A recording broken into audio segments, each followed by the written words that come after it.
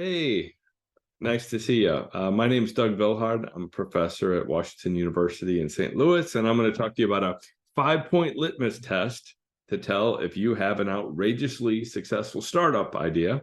And I'm going to talk a little bit about our contest that's coming up in partnership with Poets and Quants.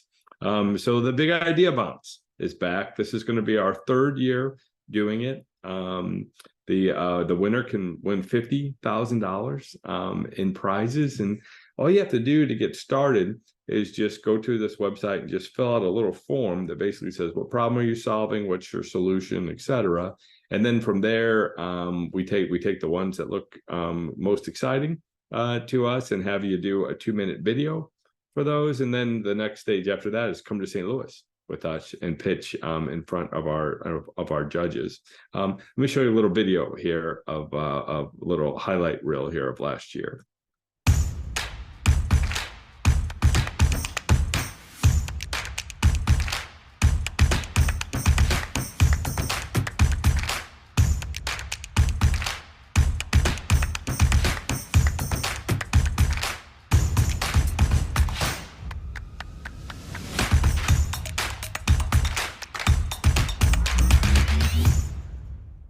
All right, fun. So you can see some imagery there of folks pitching to our judges last year, and balloons and checks and awards and the whole thing. It's exciting opportunity for would-be entrepreneurs the last couple of years, and we hope that you'll join.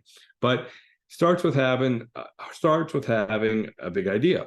So I'm gonna launch into how you can tell maybe if your idea is good or not. But first, I'll just introduce myself for a second. Doug Villhard, the academic director of entrepreneurship, professor of practice at WashU in St. Louis. I started out at Disney. So maybe not your typical professor in the sense that I've been in industry. I started a company called Max Preps, kind of the ESPN of high school sports, if you will. Company called Second Street. I invest in companies. I've invested in about 30 startups out of WashU since I've been here the last couple of years. And kind of silly, I guess, but I'm a novelist as well, and I often write about entrepreneurs. So just a little bit about me and my background. So when you're an entrepreneurship professor, one of the biggest questions that the students will ask and the community will ask too is they'll say, hey, is my idea a good one or not? And I've never told anyone that they had a bad idea. That's not my place to do that. But I can give you a little framework that you can test your idea against, and then you can see what I'm thinking for real, and you can decide for yourself.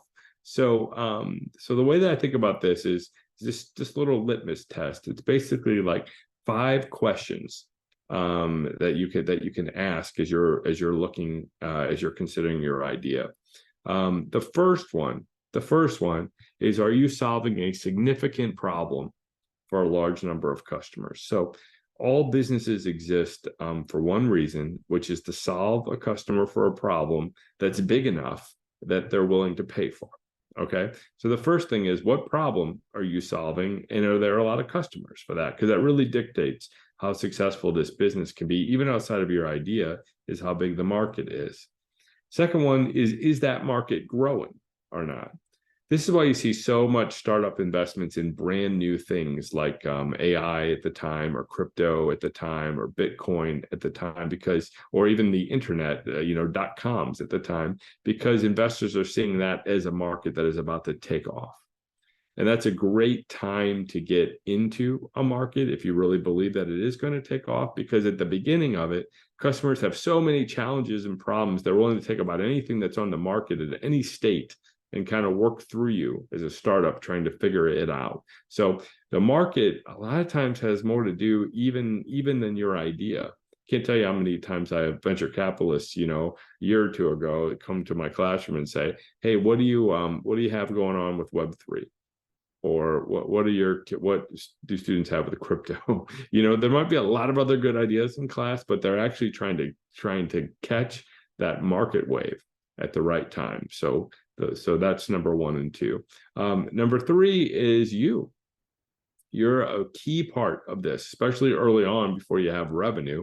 We're investing in you as much as anything. And what is it about you that makes you not just the right person right now to solve this problem, but what do you know about the problem, and what do you know about the market, and how are you related to it? And I always say I will never myself start a company that has to do with offshore drilling, off the coast, off the Gulf of Mexico. Not because I'm such an environmentalist, to be honest. It's just I've never been on one of those oil rigs. I don't know anything about it. That's not my industry. Okay, so one of the big things we're looking at is, do you know something about this hot market that you're getting into? And then how does the money flow? When you're making something that people just buy once, and then they may not buy again for a long period of time, like a couch, for example, or a chair, or sort of any kind of furniture like that, that is more challenging for investors to invest in, because we don't know when the next sale is coming, versus something that's recurring. I mean, the best is recurring software licensing. That's everyone's favorite from a revenue perspective, or Netflix or Disney Plus or something like that. We're licensing it. Next best can be something like a Starbucks or McDonald's, where I don't have to go back and buy it again, but I often do on a recurring basis. So I would ask yourself that. And then lastly, are you unique in the marketplace? There's always going to be competitors. And there's always going to be somebody watching you succeed and want to jump in and try to do it too. And, are you going to be able to fight them off and also scale rapidly to grow?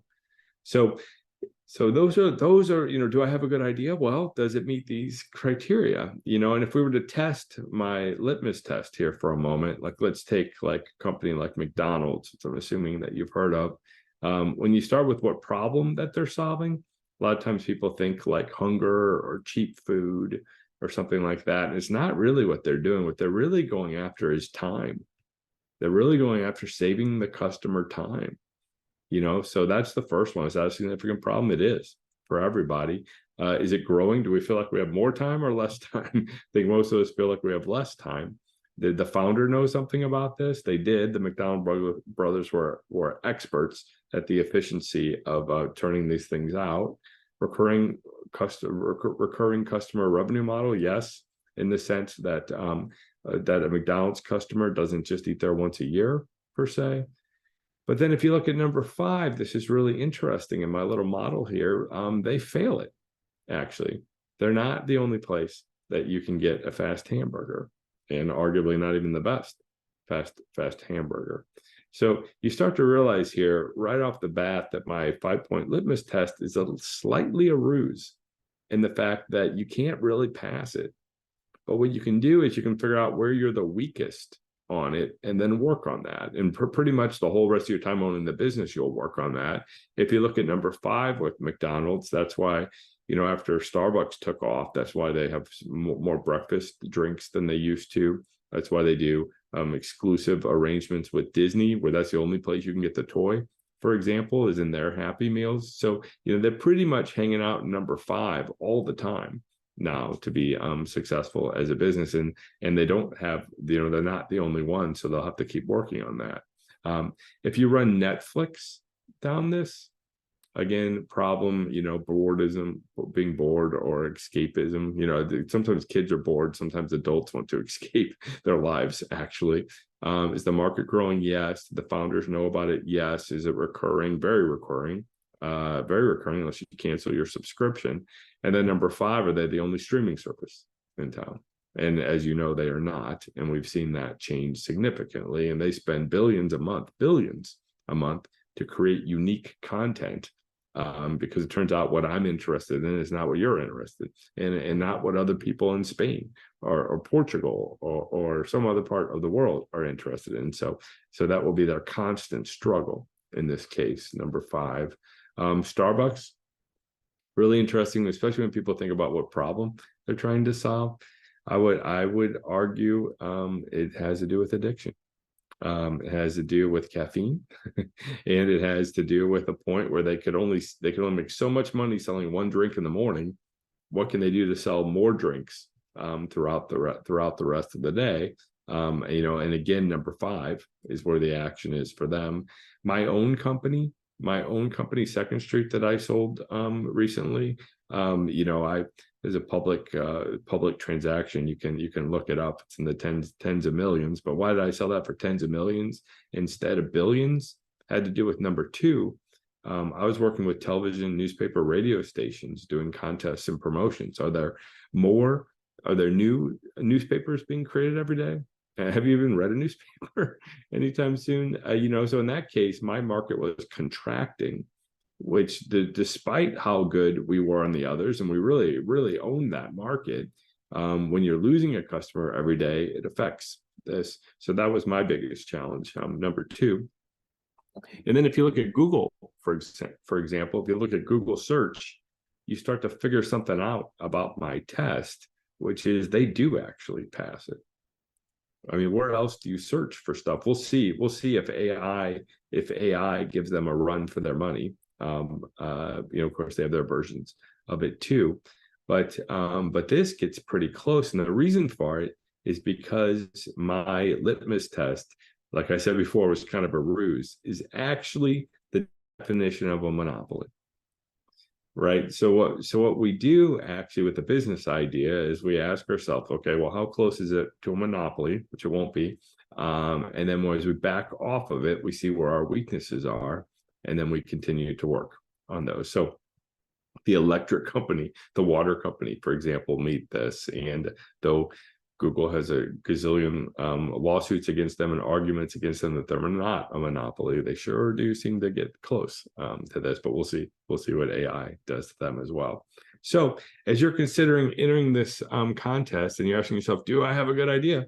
Start by running it against this test to see where it fails. And then those are the areas to work on, not just to improve your pitch, but those will be the areas that you'll be working on the entire time that you own the business. If you have any questions at all, I'm happy to answer them. My email is here at the bottom, and we'd love to see your entry into this contest. And I would love for that to be awesome, and I would love to invite you to make a video, and I would love for that to be awesome, and I'd love to meet you in St. Louis when we do the filming next year. So thanks for your time today, and I can't wait to see the great ideas that you submit. Thank you.